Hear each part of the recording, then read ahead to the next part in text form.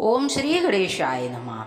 राधे कृष्णा कथा कहानियाँ में आपका स्वागत है। राधे कृष्ण की कृपा आप सब पर बनी रहे। आइए जानते हैं कि महात्म्यम का 8वां अध्याय। विकुंडल ने दूत से प्रार्थना की कि हे दूत, माघ स्नान के साथ साथ वे कौन से पुण्य कर्म हैं जिन्हें करने से व्यक्ति यमलोक और नरक के दर्शन नहीं करता? कृपया पूर्वक मुझे विस्तार से बताइए। यमदूत ने कहा, हे वैश्य पुत्र, तुमने बहुत अच्छा प्रश्न किया है। ध्यान से सुनो। वह मनुष्य जो तुलसी का पौधा श्रद्धा और प्रेम सहित लगाता है और उसकी सेवा करता है, वह सब पापों से मुक्त हो जाता है।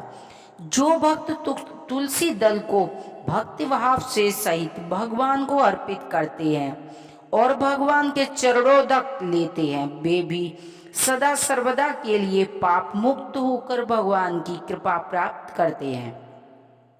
शास्त्रों का कथन है कि नर्मदा का दर्शन, गंगा जी का स्नान तथा तुलसी वन का स्पर्श, यह तीनों ही कार्य महापुण्य देने वाले हैं। इसी प्रकार जो भक्तजन भगवान शिव को प्रसन्न करने वाले ओम नमः शिवाय मंत्र का जप करते हैं और भगवान शिव का भक्ति पूर्वक ध्यान करते हैं, वे भी समस्त दुखों से छुटकारा पाकर यमपाश से मुक्त होकर इस लोक तथा परलोक में सभी सुखों को भोगते हैं। देवदूत ने आगे कहा, हे मित्र विकुंडल, जो मनुष्य पेड़ पौधे और बाग सींचने और लगाते हैं तथा उनकी सेवा करते हैं और देवताओं को और अतिथियों तथा पितरों का पूजन करते हैं, उन्हें ब्रह्मालोक की प्राप्ति होती है। हे वैश्वर, जो अतिथि माध्यम काल में अपने घर आए या न चाहे मूर्ख हो, पतित हो, अज्ञानी हो अथवा वेद पाठी विद्वान या पंडित हो, उनकी हेयता और श्रेष्ठता का भेद त्याग कर उसे ब्रह्म समान की ही समझना चाहिए। श्रद्धा भक्ति सहित अतिथि सेवा और सत्कार करने वाले नरक का दर्शन नहीं करते।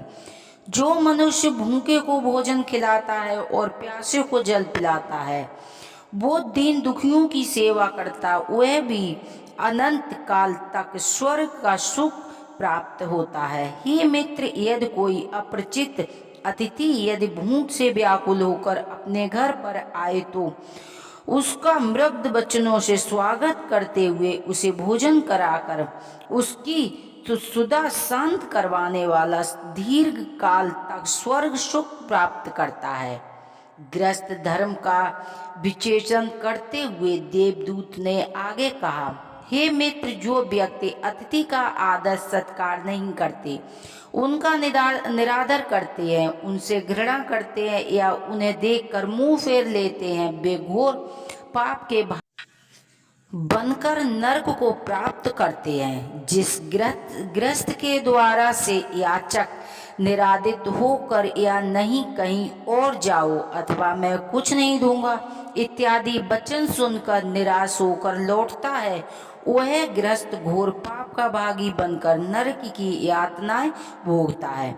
ऐसा करने वाले के सारे पुण्य और ईश्वर भक्ति व्यर्थ हो जाते हैं और घर आए याचक अथवा अतिथि को ईश्वर का स्वरूप समझकर उसका यथाशक्ति आदर सत्कार करना चाहिए। उसे कभी भी निराश नहीं करना चाहिए। कभी गृहस्थों के लिए अतिथि सेवा परम पुनीत धर्म और कर्तव्य है। इससे बढ़कर बंधु बांधव या धन धान्य कुछ भी नहीं है। वैश्यराज, मेरा ये सत्य वचन है कि केवल अतिथि सेवा के पुण्य प्राप्त के बल से ही अनेकों राजा महाराजा, धर्मात्मा, ऋषि महर्षि आदि चिराचर से स्वर्ग में निवास करते रहे और उनके पुण्य अब तक क्षीण नहीं हुए हैं। कर्ण, विदित तथा बल इत्यादि अतिथि धर्म के सर्वोत्तम पालन करते हुए हैं। इनके पुण्य अभी तक अक्षत बने हुए हैं और वह अनंत काल तक स्वर्ग भोग कर सुख भोगते रहेंगे। 8वां अध्याय यहाँ पर विराम लेता है। आइए जानते हैं आरती।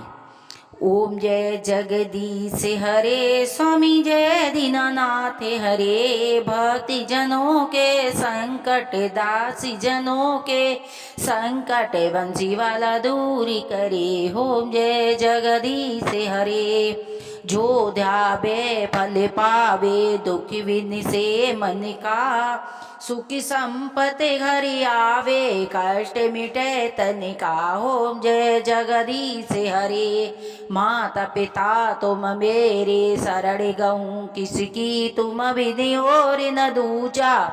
आस करूं किसकी। ओम जय जगदीश हरे। तुम पूर्ण परमात्मा, तुम अंतर्यामी, जगत पिता जगदीश्वर, तुम सबके स्वामी। ओम जय जगदीश हरे। तुम करुणा के सागर, तुम पालन करता। मैं मूरख कल कामी, मैं सेवक तुम स्वामी, कृपा करो वरता। ओम जय जगदीश हरे। तुम हो एक अगोचर, सबके प्राणपति, किस विधि मिलूं दया मैं, तुम हो मैं कुमिति। ओम जय जगदीश हरे। दीन बंद दुख हरिता, ठाकुर तुम मेरे, प्रभु रक्षक तुम मेरे।